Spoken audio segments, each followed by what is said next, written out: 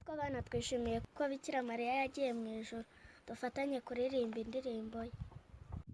Roho yanjye irasingiza Nyagasani, n'umutima wanjye uhimbajwe n'Imana Umukiza wanjye, kuko yitegereje ubukene bw'umuja we. Dore kuva ubu ngubu amasekuruza yose azanyita umuhire, kuko nyir'ububasha yangiriye ibintu by'agatangaza.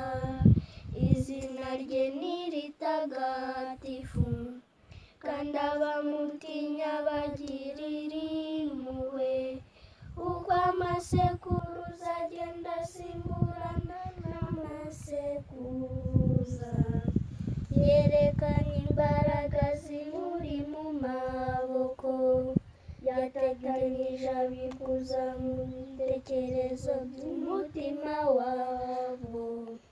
Yahanaguye abategetsi bakomeye bava ku ntebe zabo, maze akuza abakene. Abashonji yabagwirije ibyiza, maze abakire bagenda baramasa.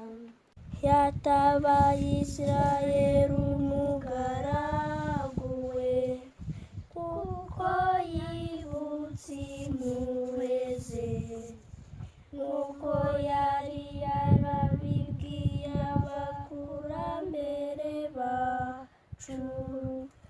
Agira Aburahamu urubyaro rw'iteka.